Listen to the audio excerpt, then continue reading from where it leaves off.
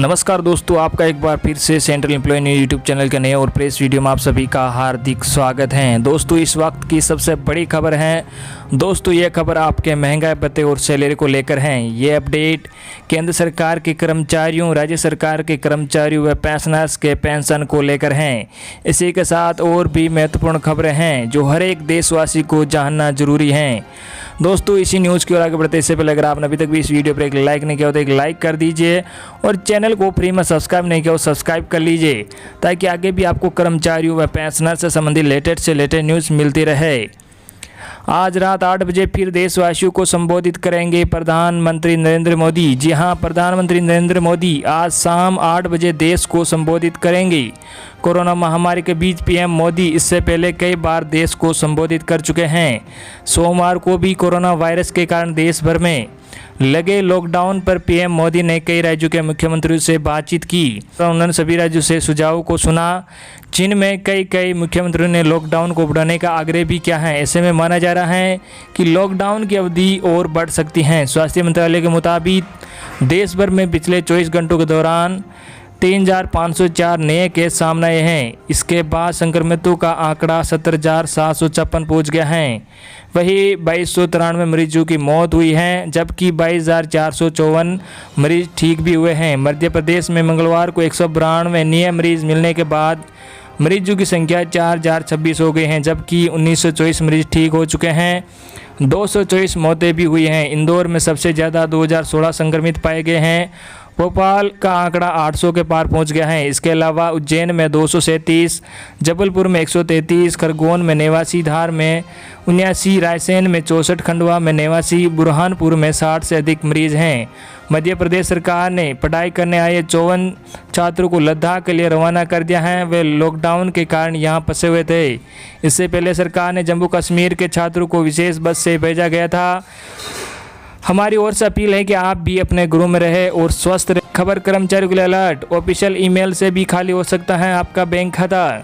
जी हां, कर्मचारियों के लिए अलर्ट है, ऑफिशियल ईमेल से भी खाली हो सकता है आपका बैंक खाता।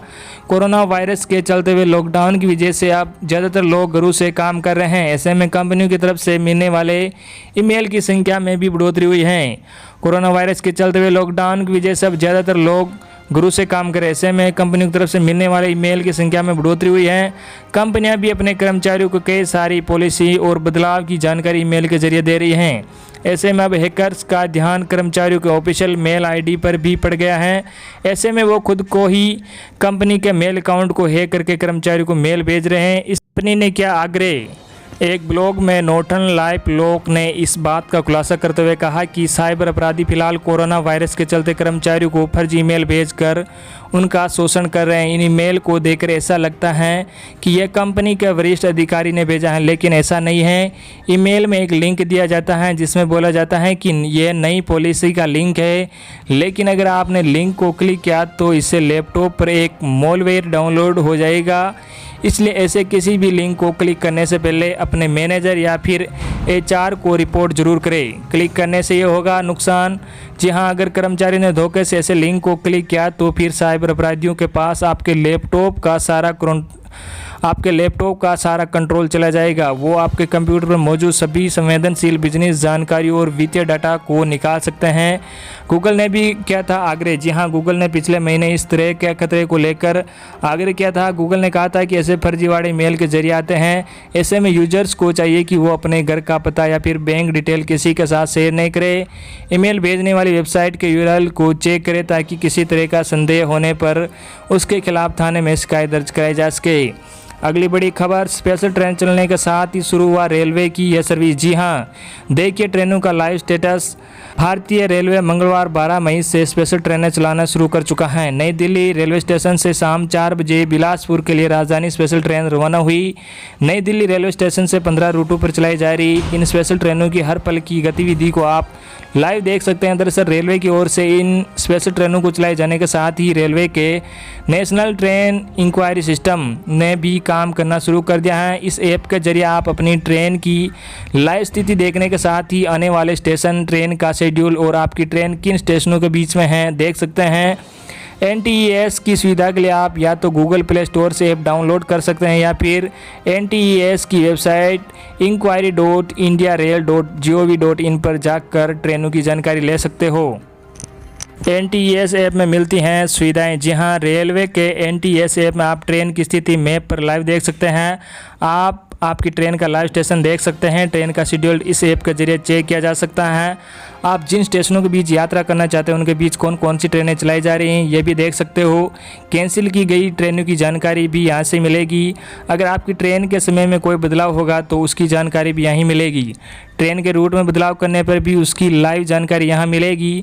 80,000 से ज़्यादा टिकट बुक हुए। जी हाँ, रेलवे ने इन स्पेशल ट्रेनों के लिए सोमवार को शाम 6 बजे से IRCTC की वेबसाइट www.irctc.co.in और ऐप के जरिए टिकटों की बुकिंग शुरू की। बुकिंग शुरू होने के बाद रात 9:15 बजे तक करीब 30,000 टिकट बुक किए गए। अब तक इन ट्रेनों के लिए 80,000 से ज़्यादा टिकट बुक किए जा चुके हैं। ज़्यादा ट्रेनों में सीटें फुल हो चुकी हैं।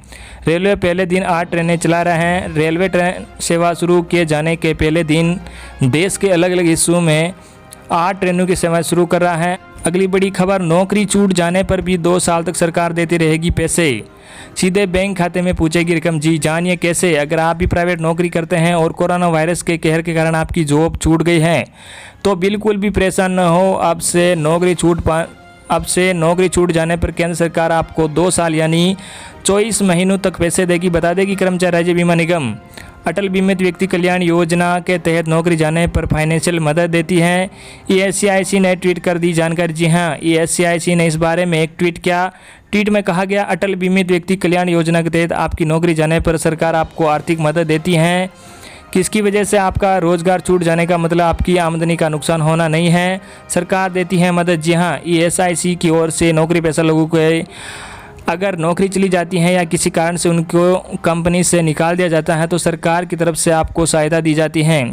कैसे उठा सकते हैं इसका फ़ायदा? अगर आप भी इस योजना का फ़ायदा लेना चाहते हो तो आपको ESCIC की अटल बीमित व्यक्ति कल्याण योजना के लिए रजिस्ट्रेशन कराना होगा। आप ESCIC की वेबसाइट पर जाकर अटल बीमित व्यक्ति कल्याण योजना का फॉर्म डाउनलोड कर सकते हैं।